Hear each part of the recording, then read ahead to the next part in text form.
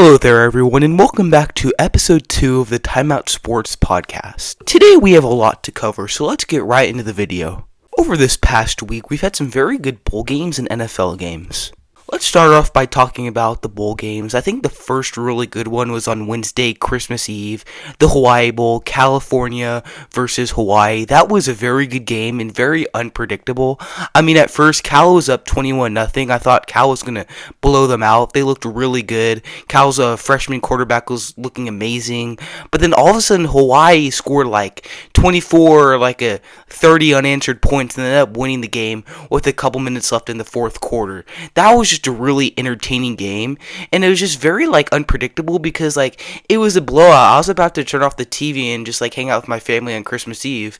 Then all of a sudden I turn the TV back on and I just see it's tied up. It was such a good game. After that win against a very good Cal team, I wouldn't be surprised if next season Hawaii is favored to win the Mountain West and maybe even be the team who gets in as the 12 or 11 seed from the group of 5 teams. After this game on Friday, we saw a few other good games. I think the best on Friday was probably the Rate Bowl in Arizona, New Mexico versus Minnesota.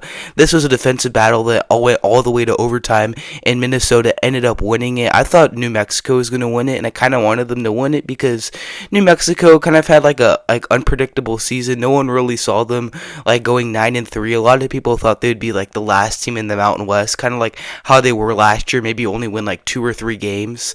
But Minnesota came in and they ended up winning it in overtime, and I think it was their 8th straight bowl win, which is pretty impressive, and I think their 7th with their coach PJ Fleck. So yeah, good win for Minnesota. Started finishing the season pretty good with a record of 8-5.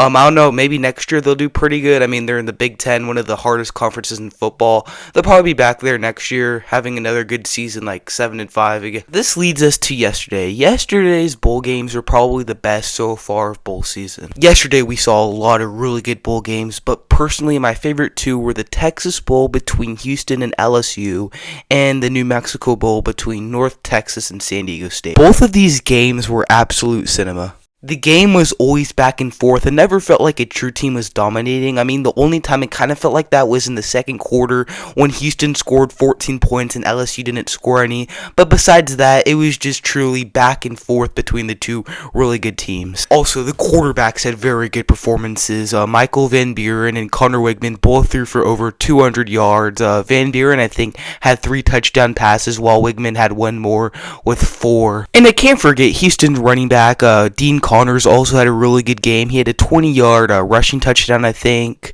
with over 100 yards. He had a really good game. The next game was the New Mexico Bowl between San Diego State and North Texas. Even though these teams were some of the best in their conferences, North Texas, if they beat Tulane, they would have been in the college football playoff. I didn't really think this game was going to be that good. I mean, both teams had 500 yards on the ground combined, which is really crazy.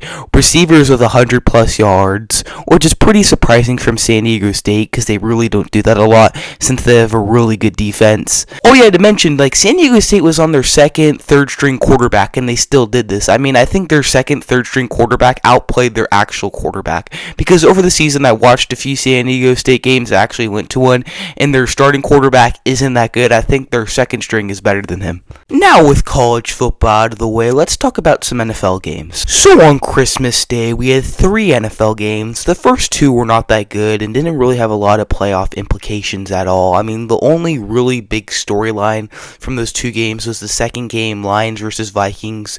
Due to the Vikings winning 23-10, the Lions were eliminated from playoff contention, which was really surprising since last year the Lions were the number 1 seed and had a record of 15-2. The third and final game on Christmas was the Broncos versus the Chiefs. This game was kind of important since if the Broncos won, they would keep their hopes alive for the number 1 seed in the AFC West, and they did that. They won. I think the final score was 20-13. I mean, it wasn't really a big game for the Broncos. They didn't do anything really too exciting. It wasn't blowout or anything, which is pretty surprising since the Chiefs were on their third string quarterback, not even their second string, but their third string. So it's kind of almost a disappointing game for the Broncos.